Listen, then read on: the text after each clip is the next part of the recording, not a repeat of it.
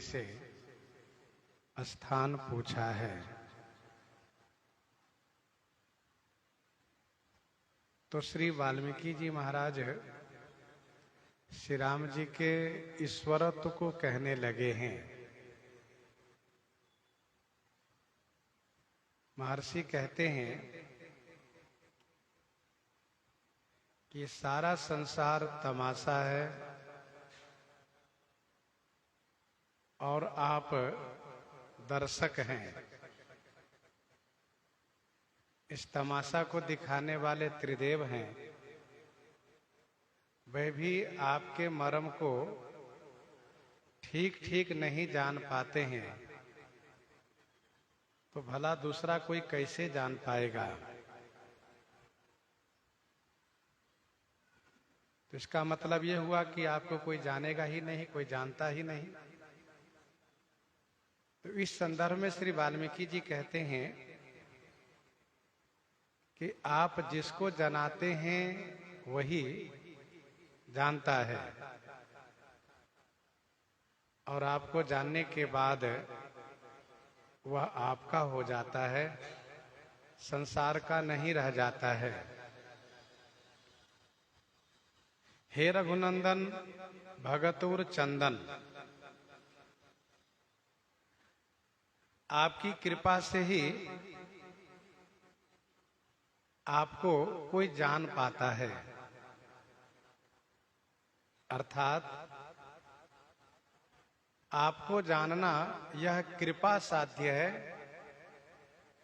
जिन पर आपकी कृपा हो जाएगी वह आपको जान लेगा।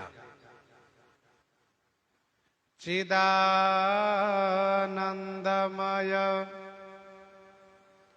देह तुम्हारी, विगत विकार जान अधिकारी। चिदानंदमय देह तुम्हारी, आपकी देह सतचिद आनंदमय है, विकार से विगत हैं। इस बात को भी जो अधिकारी है वही जान पाता है।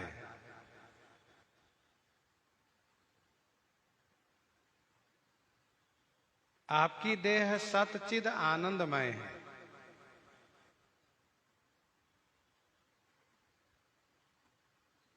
अर्थात हम मनुष्यों के जैसा आपका शरीर नहीं है। आपका शरीर सतचिद आनंदमय है। सत का अर्थ होता है जो कभी नष्ट न हो, चिद का अर्थ होता है चैतन्य, और आनंद का अर्थ होता है सुख। तो चिदानंदमय देह तुम्हारी, विगत विकार जान अधिकारी। आप निर्विकार हैं, इसलिए आपको जानने वाला भी निर्विकारी होता है। निर्विकार प्रभु को जानने के लिए जीव को भी निर्विकारी होना चाहिए। नर तनु धरे हो संत सुर काजा, कहु करहु जस प्राकृत राजा। कहु करहु जस प्राकृत राजा। संत सुर काजा नरतनु धरे हो। संत और देवताओं के कार्य के लिए आपने मानव शरीर धारण किया है। आप जैसा कहते हैं वैसा ही करते हैं। ठीक वैसा ही है जैसे कि प्राकृत राजा लोग जो कहते हैं उसको पूरा करते हैं। नरतन धरे हु संत सुर काजा।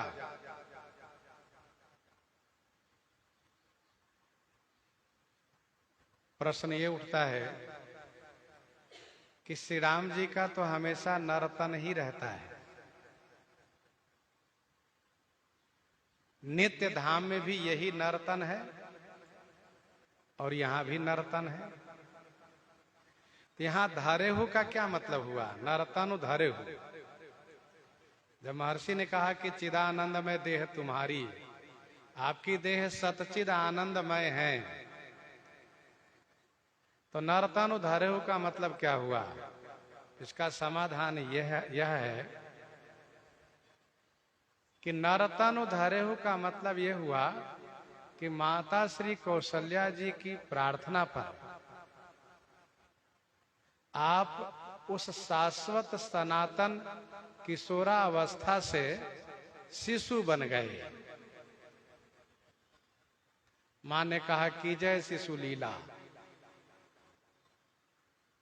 तो सुन बचन सुजाना रोदन ठाना, होई बालक सुर भूपा। मां ने कहा कि आप शिशु बनिए, तब तो लोगों को पता चले कि हाँ कौशल्या जी के पुत्र हुए हैं। कौशल्या जी ने एक पुत्र का जन्म दिया है। अब आप जिस रूप में खड़े हैं, जैसे दिख रहे हैं, इस रूप में कोई स्वीकार ही नहीं करेगा कि कौशल्या जी का पुत्र है ये। कोई नहीं मानेगा कि इनका बेटा है, अपितु सभी कहेंगे इनके पिता है। तो इसीलिए आप छोटे बनिए। तो भगवान जो अपने शाश्वत सनातन किशोरावस्था में रहते हैं नित्य धाम में, उसी स्वरूप को माता कौशल्या जी के कहने पर शिशु बन गए। अब शिशु बन करके फिर यहां से धीरे धीरे धीरे बढ़ते बढ़ते बढ़ते बढ़ते किशोरावस्था पर जाकर के स्थिर हो गए। इसीलिए महर्षि ने कहा कि नर्तन धरे हु संत सुर काजा। आप देवताओं और संतों के लिए मानव शरीर धारण किए हैं। एक बात ध्यान दीजिएगा, जहां पर एक तरफ यह कहा जा रहा है कि भगवान का कोई रूप ही नहीं है, अगुण अरूप अलख अज जोई, लेकिन उसी चौपाई में दूसरी बात यह भी कही जा रही है कि भगत प्रेम बस सगुण सो होई। तो ऐसा नहीं कि उनका कोई रूप है ही नहीं। हम जिनकी उपासना करते हैं उनका शाश्वत सनातन रूप है जो नित्य धाम में है।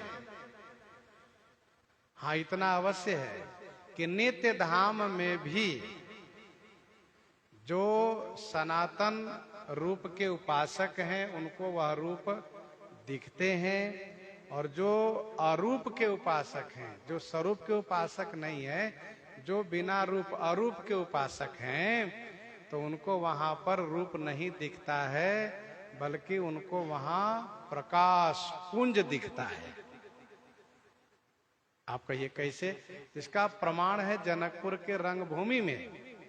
जनकपुर के उस स्वयंवर भूमि में, रंगभूमि में सभी ने अपनी अपनी भावना के अनुरूप भगवान को देखा और भगवान वैसे दिखे, लेकिन वहां पर कुछ ऐसे भी थे जो अगुण अरूप के उपासक थे, तो उनको भगवान का रूप दिखा ही नहीं।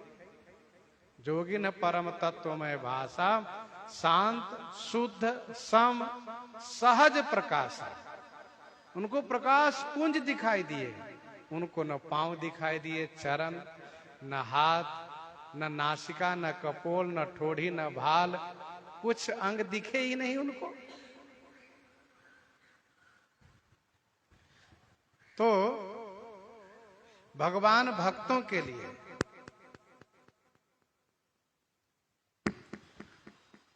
भगवान अपने भक्तों के लिए नर तनुधारी होते हैं।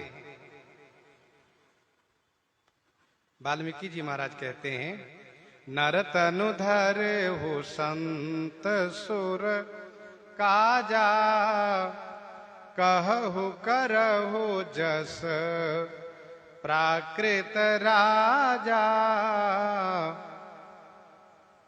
नर तनु धरे हो संत सुर काजा, विप्रधेनु सुर संत हित लीन मनुज अवतार। भगत भूमि भूसुर सुर भी सुर हित लागी कृपाल, करत चरित धरि मनुज तना सुनत मिटहि जग जाल। लेकिन आप प्राकृत माने सांसारिक राजा के जैसे कहते हैं और करते हैं। ध्यान दीजिएगा, राजा के वचन का महत्व होता है। जो प्राकृत राजा होता है, सांसारिक राजा, उसके भी वचन का महत्व होता है। लोग कहते हैं राजा साहब ने कहा है। यदि राजा के वचन का महत्व नहीं रहेगा तो राजा का अस्तित्व ही नहीं रहेगा। निरपन सोह बिनु वचन नाक बिनु भूषण, राजा बिना वचन के शोभित हो ही नहीं सकता। और एक बात और ध्यान दीजिएगा, जो भी जितने बड़े पद पर होते हैं उनके उतना ही उनके वचन का महत्व होता है। उनके वचन का उतना ही महत्व होता है। कहु करहु जस प्राकृत राजा, राम देखी सुनी चरित तुम्हारे, जड़ मोह ही बुध हो ही सुखारे।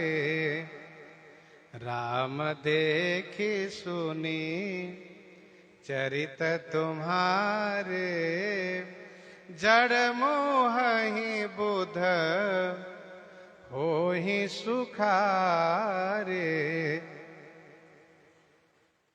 हे राम, तुम्हारे चरित देखी सुनी, जड़ मोहि बुध सुखारे हो ही।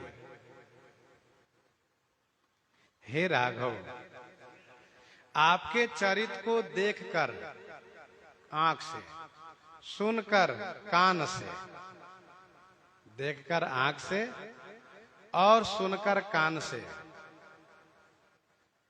जो जड़ लोग हैं, आसुरी प्रकृति वाले, वे विमोहित हो जाते हैं।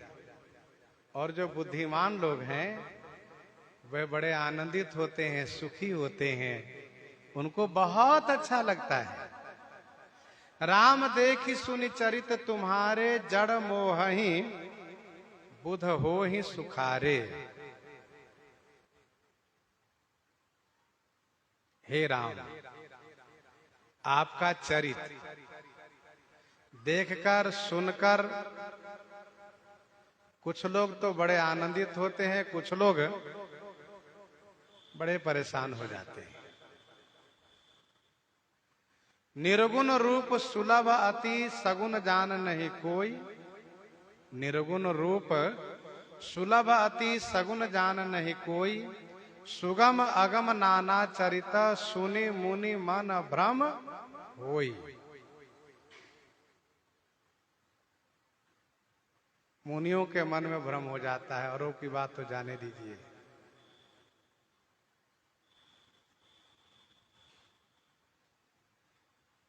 गिरजा सुनहु राम कै लीला, सुरहित दनुज, सुरहित और दनुज विमोहन शीला।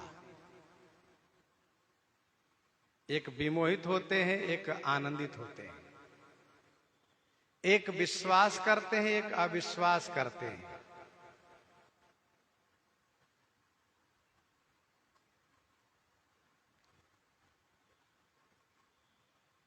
एक बार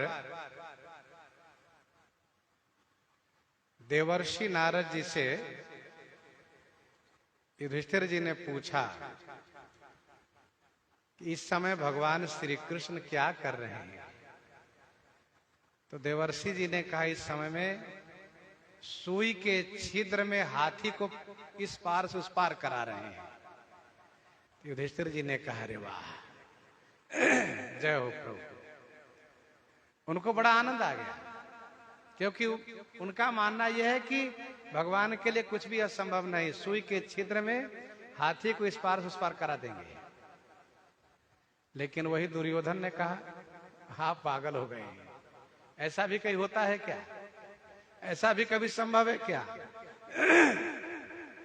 तो जो दैवी प्रकृति वाले हैं, जो भक्त प्रकृति के हैं, वे जब भगवान के रहस्यमय चमत्कारिक लीला को सुनते हैं, देखते हैं, उनको लगता है हाँ, प्रभु सब कुछ कर सकते हैं, मेरे प्रभु के लिए कोई बड़ी बात नहीं है। लेकिन वही आसुरी प्रकृति वाले कहते हैं ये सब झूठी बात है। भगवान श्री कृष्ण जी को दुर्योधन ने उस वक्त अपने सैनिकों से कहा, बंदी बना लो। कब? जब उसने ये कहा कि आप मेरे यहाँ भोजन कर लीजिए, और उसको अहंकार है कि ये अहिर का छोड़ा है, ग्वाला है, इसको ठीक से बढ़िया भोजन करने को तो मिला नहीं होगा, बढ़िया भोजन कराऊंगा तो मेरे बस में हो जाएगा। तो भगवान श्री कृष्णचंद्र जी ने कहा, भोजन दो परिस्थिति में किया जाता है। एक तो भोजन कराने वाले का बहुत प्रेम हो, और दूसरा भोजन करने वाले को बहुत भूख हो। तो यहाँ पर दोनों में से कोई परिस्थिति नहीं है, न तुम्हारे पास प्रेम है न मेरे पास भूख है, इसलिए भोजन नहीं करूंगा। नहीं करोगे भोजन? कहा नहीं। तो सैनिकों से कहा, बंदी बना लो। भगवान श्री कृष्ण तुरंत अपना विराट स्वरूप दिखाए, विराट स्वरूप प्रकट किए, तो दुर्योधन को कोई फर्क नहीं पड़ा। कहा ये तो नट है, ये नट है, ऐसा कहा, इंद्रजाली है। तो कहने का भाव यह है कि आसुरी प्रकृति वाले विमोहित होते हैं। वही विराट स्वरूप को युद्ध काल में देख करके अर्जुन को ज्ञान होता है, सुख होता है। तो राम देख सुनि चरित तुम्हारे, जड़ बोहि बुध होहि सुखारे। असी रघुपति लीला उरगारी, दनुज विमोहन जन सुख कारी। असी रघुपति लीला उरगारी, दनुज विमोहन जन सुख कारी। जे मति मलिन विषय बस कामी, प्रभु पर मोह धरईमी स्वामी। श्री कागभूषुंडी जी कहते हैं, जे मति मिलन विषय बस कामी, और प्रभु पर मोह धरईमी स्वामी।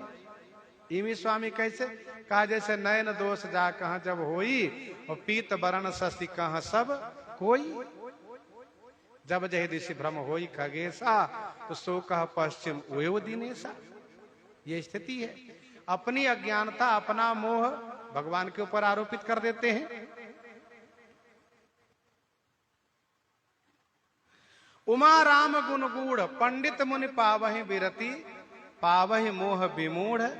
जे हरि विमुख न धर्म रति, जे हरि विमुख न धर्म रति।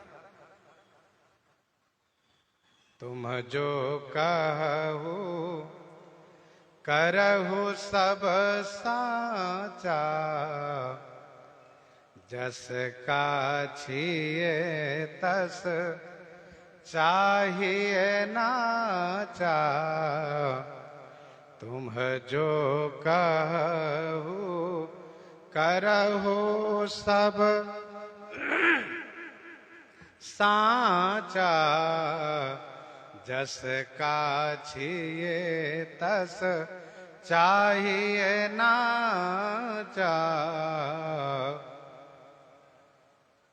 तुम जो कहु करहु सब साचा। आप जो कहते हैं उससे अवश्य सत्य करते हैं। तुम जो कहो सब साचा करो, वह सब आप सत्य कर दिखाते हैं। क्योंकि जस का छिए तस चाहिए नाचा, जस का छिए तस चाहिए नाचा। काछिए माने वेश बनाना। जैसा वेश बनावे वैसा ही नाच दिखाना चाहिए। जैसा वेश बनावे वैसा ही नाच दिखावे, वैसा ही काम करें। तुम जो कहो करहु सब साचा, जस काछिए तस चाहिए नाचा।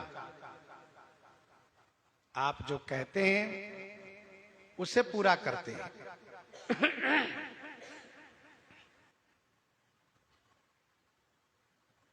भगवान श्री राम जी श्री सीता जी के वियोग में बिरही का लीला कर रहे हैं, बिरही का अभिनय कर रहे हैं। तो भगवान शिव देख करके बड़े आनंदित हो जाते हैं और श्री सती जी को मोह हो जाता है।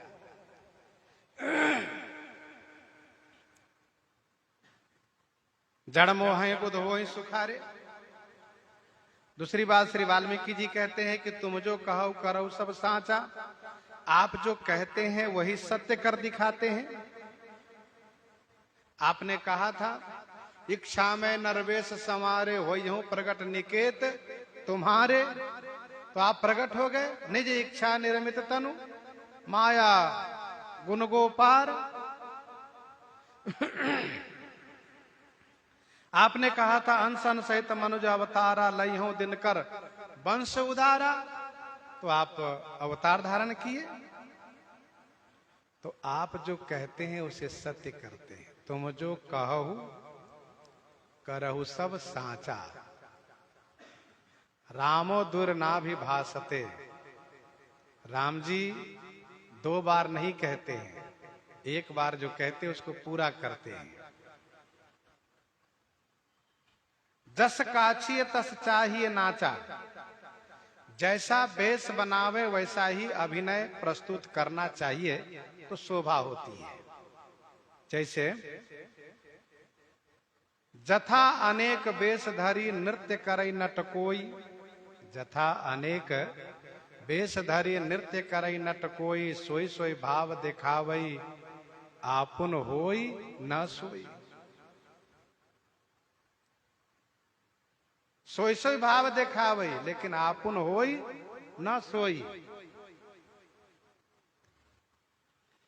आवश्यकता पड़ी तो आप मछली बन लिए, मत्स्य बन गए, कछुए बन गए, बाराह बन गए, नरसिंह बन गए।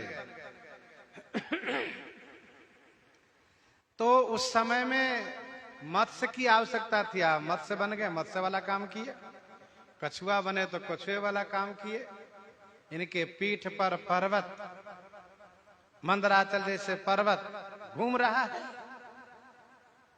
उसको घुमाया जा रहा है और भगवान को बड़ा अच्छा लग रहा है।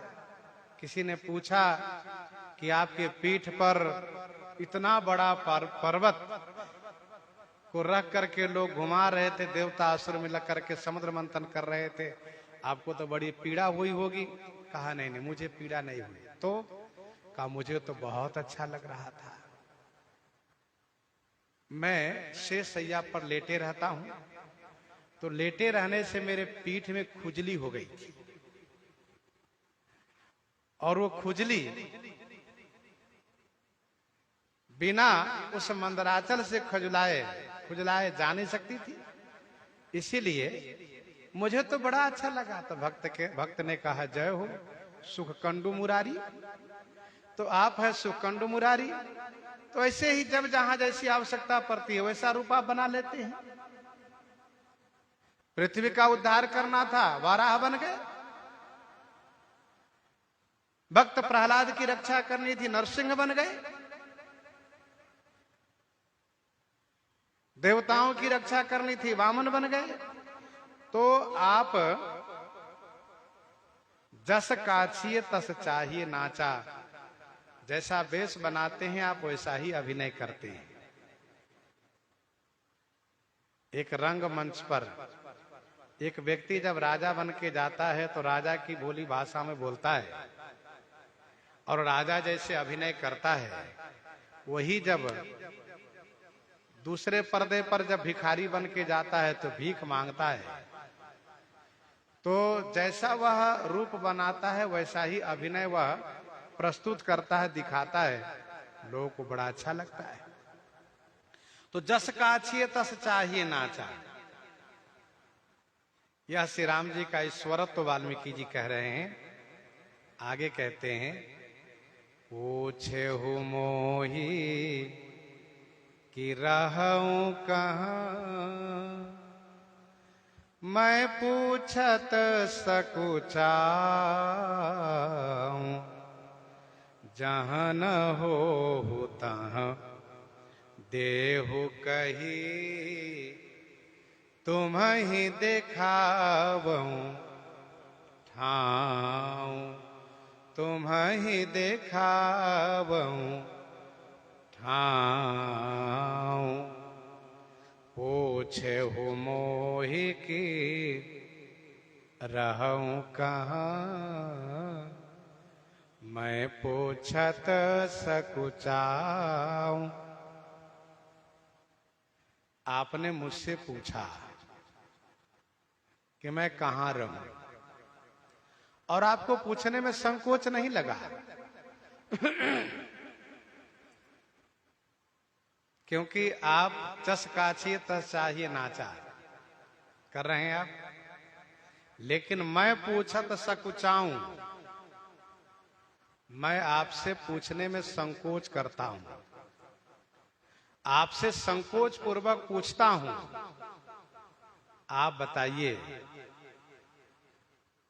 कि आप कहां नहीं हैं। जहां न हो तुम देहु कही, जहां आप नहीं हैं वह मुझे बता दीजिए, तो तुम ही देखावऊं ठाऊं। तुम ही माने आपको मैं, वह ठाऊं माने जगह दिखा दूं, वह जगह दिखा दूं। पूछे हूं मोहि की रहूं कहाँ, मैं पूछत सकुचाऊं, जहां न हो तहां देहु कही, तुम्हें दिखावऊं ठाऊं। सरकार ने कहा था, असजिए जानी कहिए सोई ठाऊं, सिय सौमित्र सहित जहां जाऊं।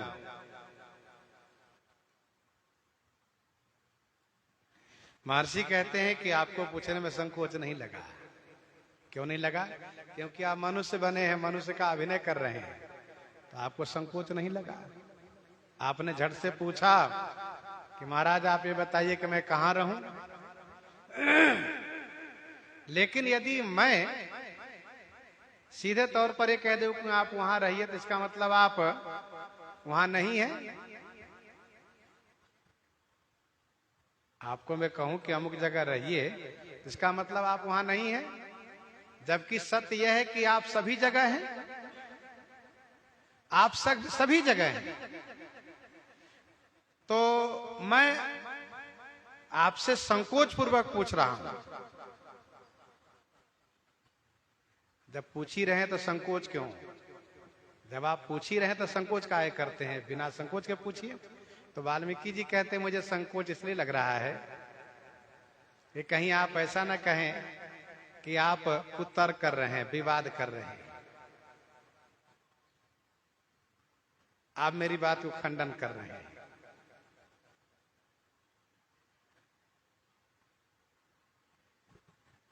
आपसे कोई पूछे क्या कि बताओ भैया पानी कहाँ मिलेगा, पी लूं?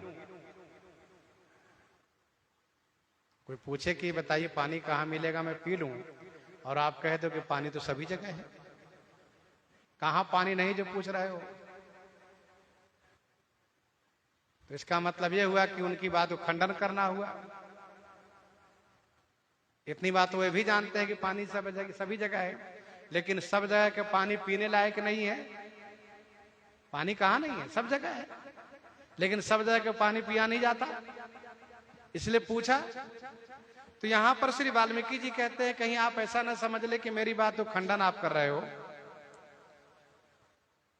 विवाद कर रहे हो, सो नहीं।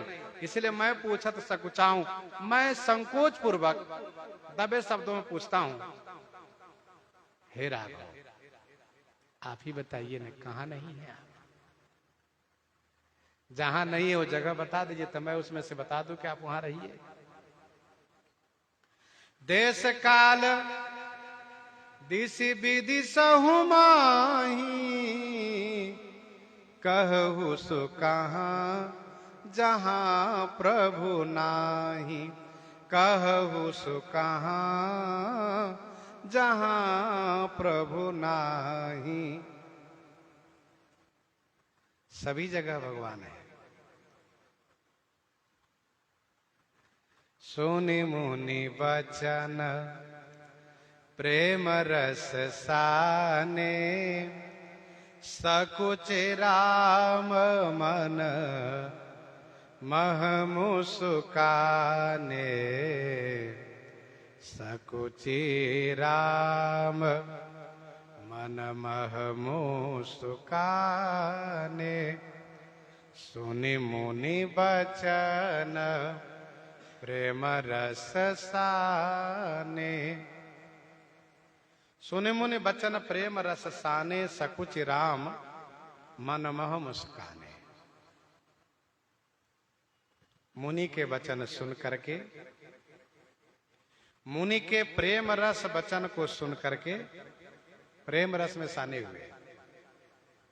मुनि के प्रेम रस में साने हुए वचन को सुन करके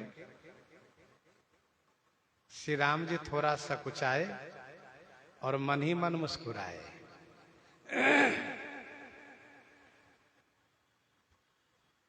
महर्षि ने कहा कि मैं पूछत सकुचाऊं, तो श्री राम जी भी संकुचित हो गए। सकुचि राम मन महु मुस्काने।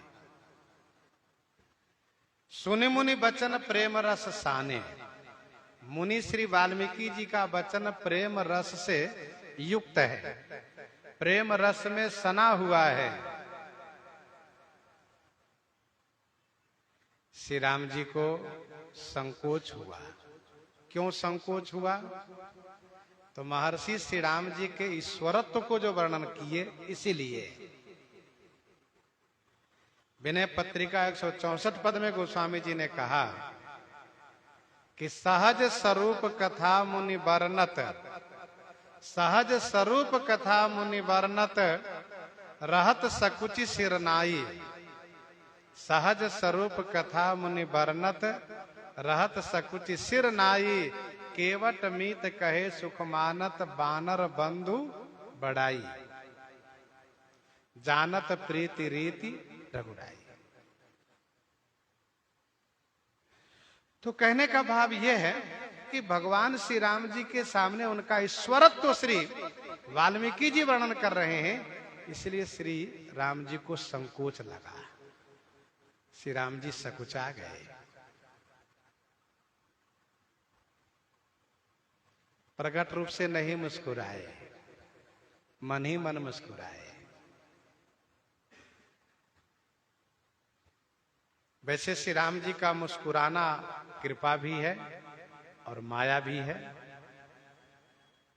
हासो जनोन्माद करी च माया, उपजा जब ज्ञान प्रभु मुस्काना। तो श्री वाल्मीकि जी इस बात को जानते हैं कि श्री राम जी मुस्कुराते हैं तो तुरंत इनकी माया कार्यरत हो जाती है।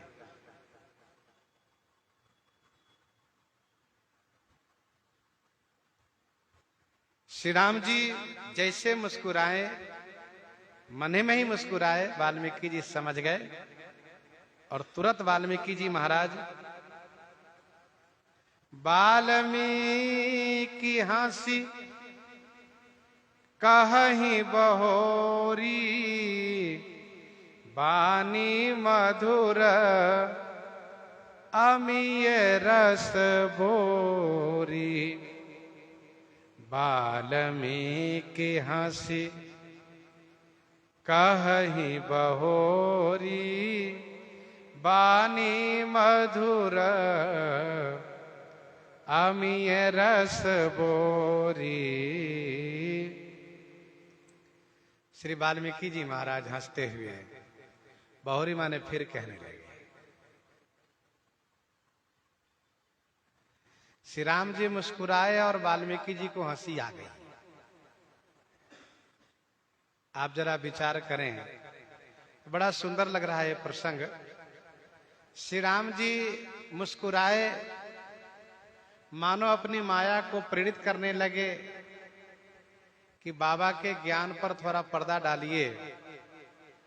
तो वाल्मीकि जी हंसने लगे कि प्रभु, आपको मुस्कुराने में भी संकोच लग रहा है और आप माया को प्रेरित भी ठीक से नहीं कर पा रहे हैं, और आप जो चाहते हैं वह मुझे अभी तुरंत समझ में आ गया, इसलिए मैं आपको बता रहा हूं कि आपको कहां रहना चाहिए।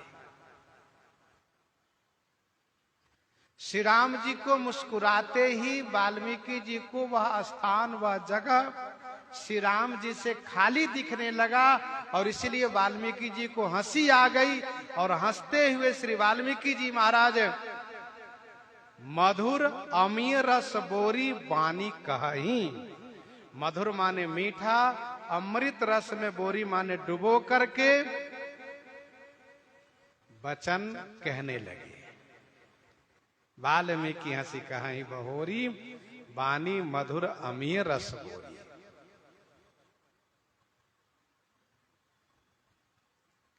सुनहु राम अब कहूं निकेता, जहां बसहु सिय लखन समेता।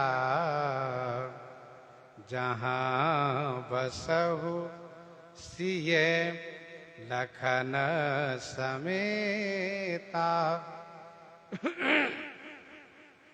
सुनहु राम अब कहूं निकेता। हे राम, सुनिए, मैं आपको अब निकेता माने स्थान बताता हूं, जगह दिखाता हूं, जहां आप सिय लखन समेता बसहु, श्री सीता जी लक्ष्मण जी के सहित निवास करें।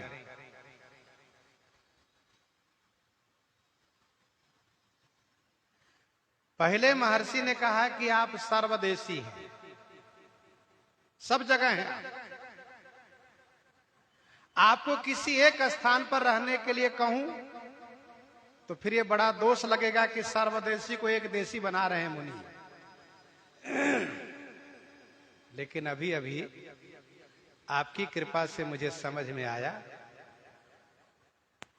जैसा कि आप जानते हैं कि श्री राम जी मुस्कुराते हैं तो कृपा करते हैं, विशेष काम हो तो माया का प्रयोग भी करते हैं। दोनों बातें हैं। महर्षि पर कृपा किए। वाल्मीकि जी कहते हैं, हे राघव, आपको मैं स्थान बताता हूं, और अब मुझे पता चला कि आप वहां वहां नहीं हैं। क्यों? यदि आप वहां होते तो फिर ये भक्त लोग तरसते क्यों? ये तरसते क्यों? दुखी क्यों रहते? इसलिए आप इन जगहों पर रहिए।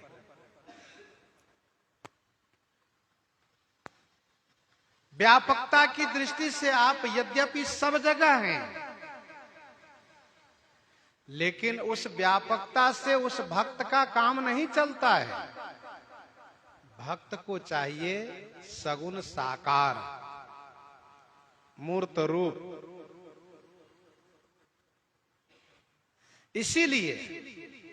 इसीलिए आप वहां पर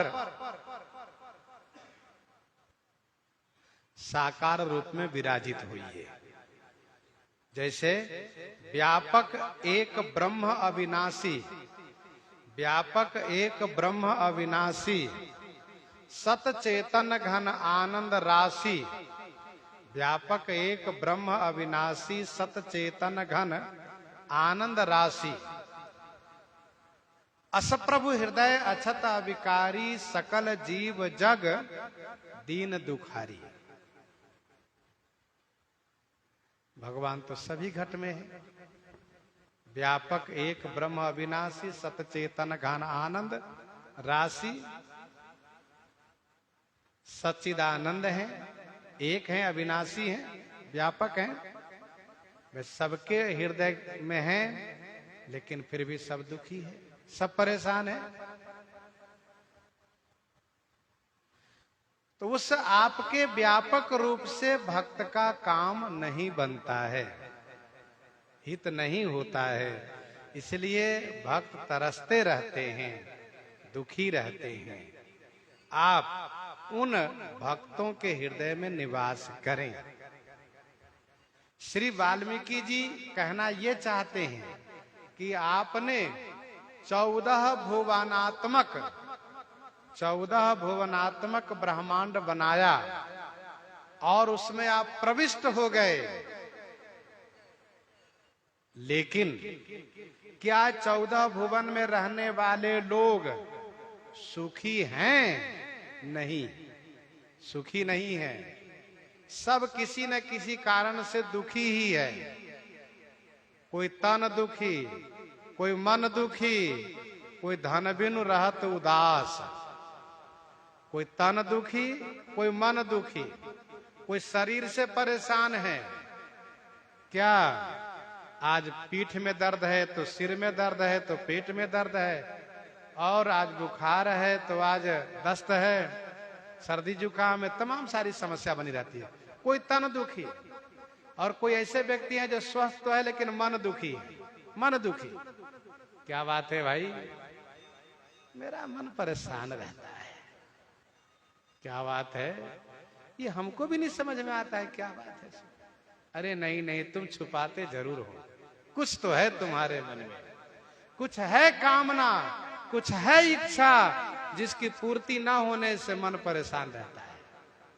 सच्चाई ये है, मन में कामना तो है, लेकिन उसको भी पता है कि ये कामना मेरे लिए दुर्गम है, ये कामना सिद्ध नहीं हो सकती। और मन में चाहना हो जाए कि मुझे 1 करोड़ रुपये मिल जाए, और प्रबल कामना हो जाए, और 1000 भी नहीं है, तो मन तो दुखी रहेगा ही। पूछे क्यों दुखी हो? अरे कुछ पता नहीं क्यों दुखी है सब। तो कोई तन दुखी, कोई मन दुखी, कोई धन बिनु रहत उदास, थोड़े थोड़े सब दुखी। कोई सुखी है? कहाँ सुखी है ना, सुखी राम के दास।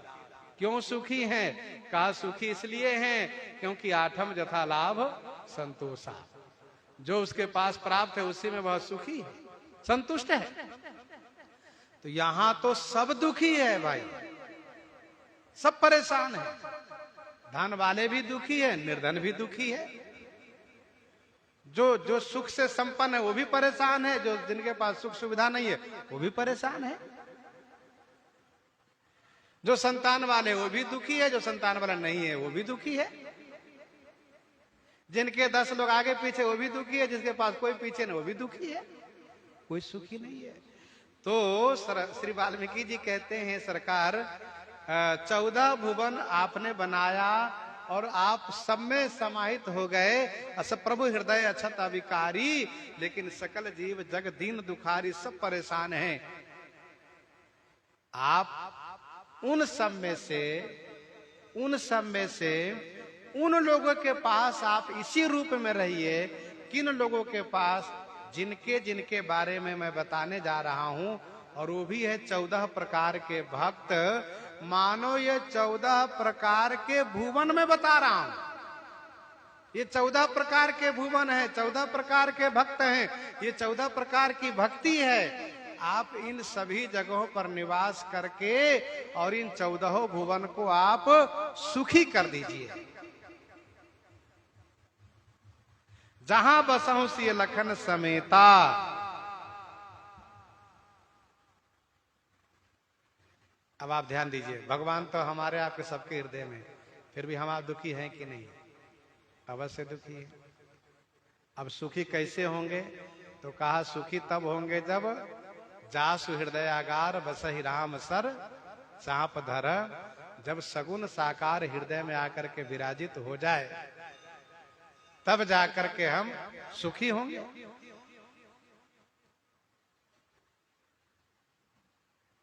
श्री वाल्मीकि जी कहते हैं, जहां बसऊं सिय लखन समेता। अब शुरू में कह दे रहे हैं सिय लखन समेता, क्योंकि बीच बीच में कहीं तो कहेंगे कि आप तीनों बसिए, कहीं कहेंगे लक्ष्मण जी के साथ बसिए, कहीं कहेंगे सिया जी के साथ बसिए। तो इसका मतलब यह नहीं कि जहां अकेले दुकेले कह रहे थे एक ही दो बसिए, सभी जगह आप तीनों बसिए। क्यों? क्योंकि श्री लक्ष्मण जी वैराग्य की मूर्ति है। श्री लक्ष्मण जी क्या है? वैराग्य की मूर्ति है। श्री लक्ष्मण जी के निवास करने से जागृति रहेगी, जागृति रहेगी, सुषुप्त अवस्था नहीं आएगी, जागृति रहेगी। इसलिए लक्ष्मण जी के साथ बसिए। परंतु ध्यान रखिएगा, वैराग्य में उष्णता है। किसी व्यक्ति से कह दीजिए कि आपको सोना नहीं है, अथवा उसको सोने मत दीजिए, उसको सोने ही नहीं दीजिए।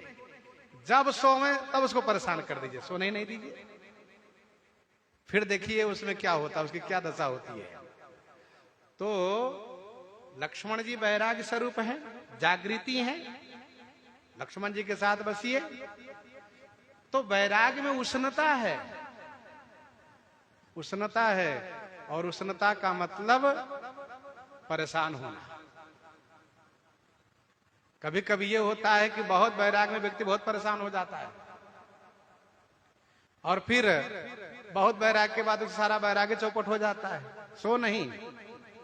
श्री वाल्मीकि जी कहते हैं लक्ष्मण जी के साथ आप रहें जिससे वैराग्य बना रहें, और साथ साथ किशोरी जी को भी रखें। तो किशोरी जी के रखने से क्या होगा?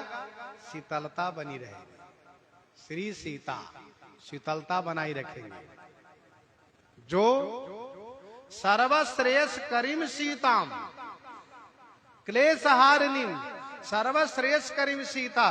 तो जहां श्री सीता जी रहेंगी, जहां भक्ति रहेंगी, जहां शांति रहेंगी, वहां शीतलता बनी रहेगी, और वहां पर फिर आप हमेशा निवास करें। तो श्री वाल्मीकि जी कहते हैं लक्ष्मण जी भी रहें, जिसे जागृति चाहिए, वैराग्य चाहिए। बिना वैराग्य के भगवान में उतनी अनुरक्ति नहीं होगी।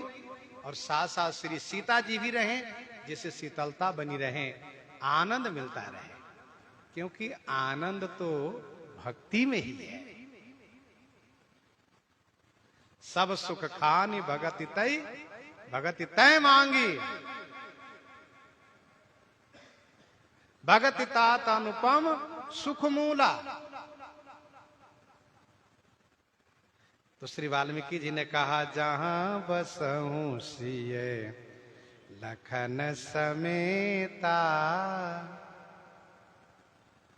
अब प्रथम स्थान बताने जा रहे हैं, जिनके श्रवण समुद्र समाना, कथा तुम्हारी सुभग सरिनाना, भरहि निरंतर हो ही न पूरे, तिनके ही ये तुम कह गृह रूरे, तिनके ही ये तुम कह गृह रूरे। जिनके श्रवण समुद्र समाना, जिनके कान समुद्र के समान हैं। आपकी कथा अनेक सुंदर नदियां हैं, और भरहि निरंतर हो ही न पूरे। निरंतर माने शाश्वत भरते रहते हैं। किसको? कान रूपी सागर को। हो ही न पूरे, कभी पूरे नहीं होते हैं। हे रघुनंदन, तिनके ही उनका हृदय आपके लिए रूरे माने सुंदर वातानुकूलित घर है, और वहां आप निवास करें। तिनके ही तुम कहाँ गृह रूरे, सुंदर घर है। ये प्रथम स्थान, एक एक करके सब स्थान बताएंगे, और प्रसंग को हम आप यहीं पर हृदयांगम करते हैं। क्योंकि कल दास ने कहा था कि मणि पर्वत की मेला है और हम लोग उसमें सम्मिलित होना है। श्री प्रभु जी को भी जल्दी वहां पहुंचना है, महाराज जी भी प्रतीक्षा कर रहे होंगे। तो हम लोग कथा यहीं पर हृदयांगम करते हैं। मणि पर्वत के संदर्भ में एक दो बातें ये है। अयोध्या महात्म में ऐसा वर्णन है कि भगवती श्री सीता जी ने भगवान श्री राम जी से एक बार कहा, प्रभु यहाँ तो सब कुछ ही है, सब आनंदे है, लेकिन एक पर्वत नहीं है और पर्वत के बिना आनंद नहीं आ रहा है, एक पर्वत होना चाहिए प्रभु। तो ठाकुर जी ने तुरंत पक्षीराज गरुड़ जी को याद किया। पक्षीराज वहां उपस्थित होते हैं। सरकार कहते हैं, हे पक्षीराज, आप तुरंत कुबेर के नगर के उत्तर भाग में जाइए और वहां एक मणि का पर्वत है, उसको तुरंत उठाकर ले आइए। पक्षीराज को आदेश हुआ। अच्छा, भगवान श्री राम जी के प्रति श्री पक्षीराज बड़े ही श्रद्धावंत रहते हैं। जब से नागपाश बंधन में मोह हुआ और मोह से मुक्त हुए, श्री काकभूषुंडी जी से कथा श्रवण किए हैं, तब से उनके हृदय में श्री राम जी के प्रति बड़ी श्रद्धा रहती है, बड़ा भाव रहता है। श्री राम जी सर्वोपरि हैं। और श्री राम जी का आदेश, तुरंत पक्षीराज गए और पर्वत को उठा कर ले आए। पक्षीराज ने कहा, सरकार दास उपस्थित है सेवा करके। तो सरकार ने श्री किशोरी जी से पूछा, आप बताइए पर्वत को कहाँ रखा जाना चाहिए।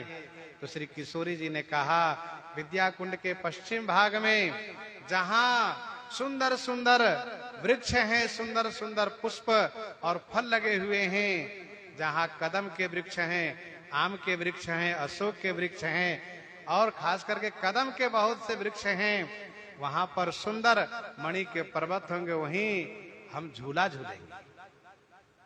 सरकार ने तुरंत पक्षीराज से कहा कि आप वहीं पर पर्वत को स्थापित करें। तो वहीं पर स्थापित किया गया, जो मणि पर्वत है, मणियों का पर्वत है। वैसे मुसलमानों के शासन काल में मणि पर्वत को अधिक कब्जा करने के लिए तमाम उपाय किए, लेकिन अभी भी मणि पर्वत का वह वास्तविक रूप बना हुआ है। अब धीरे धीरे करके उसका विकास होगा और बढ़िया आनंदे होगा। लेकिन मणि पर्वत के बारे में ये भी स्पष्ट प्रमाण है कि वहां आसपास में आज भी सिद्धगण निवास करते हैं। जैसे अयोध्या के सिद्ध महापुरुष साकेतवासी श्री राममंगल दास जी महाराज कहा करते थे, और भी संत महापुरुषों का कहना है कि वहां पर आसपास में सिद्ध महापुरुषों का निवास रहा है। दूसरी कथा यह है कि श्री कनक भवन को महारानी कैकेयी जी ने स्वप्न देखने के बाद अपने रहने के लिए बनवाया था, महाराज से कह करके विश्वकर्मा जी के द्वारा। लेकिन जब उनको पता चला कि श्री राम जी धनुर्भंग किए हैं, अब उनका विवाह हो रहा है, तो उन्होंने निश्चय कर लिया कि यह कनक भवन में अपने प्रिय पुत्र श्री राम को दूंगा। श्री राम जी विवाह करके आए। श्री किशोरी जी के मुंह दिखाई में श्री कैकेयी माता ने कनक भवन अर्पित किया, दे दिया। अब श्री राम जी प्रणाम किए तो माता कैकेयी को बड़ा संकोच लगा कि बताओ, मैंने बहू को तो कनक भवन दे दिया, अब पुत्र को क्या दूं। तो उनको याद आया कि मेरे पास इंद्राणी द्वारा प्रदत्त एक मणिमाला है, उस मणिमाला को ला करके उन्होंने तुरंत श्री राम जी गले में पहना दिया।